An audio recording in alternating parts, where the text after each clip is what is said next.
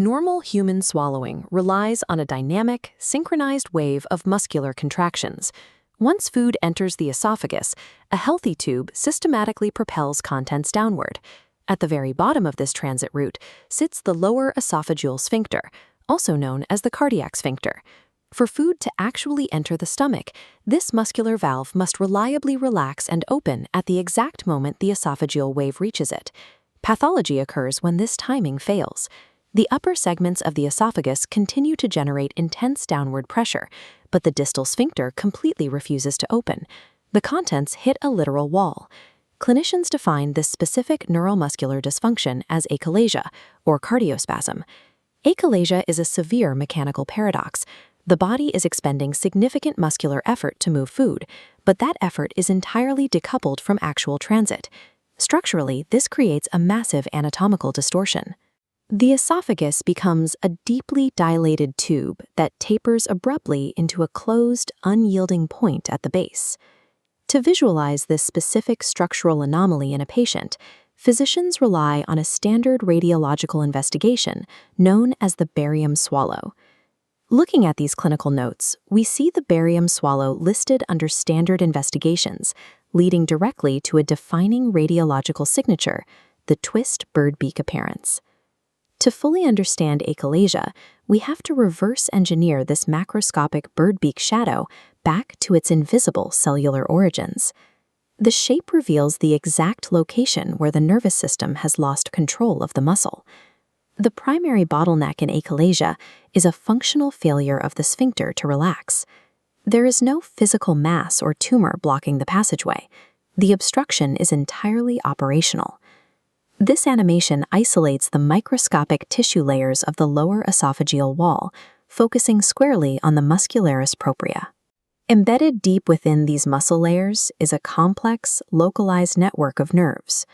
The pathophysiology of achalasia is driven by a distinct absence, or progressive loss, of the specific nerve cells designed to trigger relaxation. These missing controllers are clinically defined as ganglionic cells, or intramural neurons. Without these intramural neurons, the local circuitry is broken. The circular muscle never receives the signal to relax during a swallow, causing the sphincter to remain tightly contracted as pressure continues to build from above. The macroscopic blockage that halts digestion originates entirely from this localized, microscopic communication blackout. This raises an immediate question about the origin of the cellular damage. Why do these highly specific intramural neurons die off or fail to develop in the first place? This pathology textbook outlines the etiology. The text confirms the underlying mechanism is a direct loss of intramural neurons in the esophageal wall. The majority of clinical presentations are primary idiopathic achalasia, meaning the exact cause is unknown, though some instances are congenital defects. Alternatively, secondary achalasia operates through distinct external pathways, driven by external pathogens or infiltrative diseases. Specific secondary triggers include Chagas disease, an epidemic parasitosis caused by Trypanosoma cruzi, as well as infiltration by gastric carcinomas and certain viral infections. Whether the neural destruction is triggered by a tropical parasite or an unknown genetic variable, the end-stage cellular reality is identical: irreversible denervation. Once the lower sphincter becomes permanently spastic, the mechanical consequences shift upward to the rest of the esophageal tube.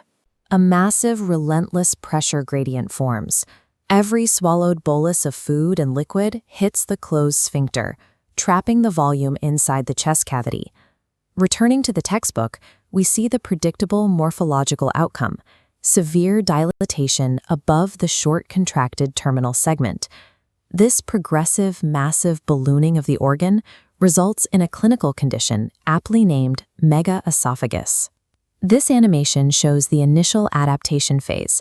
The muscularis propria responds to the blockage by undergoing hypertrophy, physically thickening its walls as it desperately tries to push fluid against the obstruction. Eventually, the muscle reaches its mechanical limit.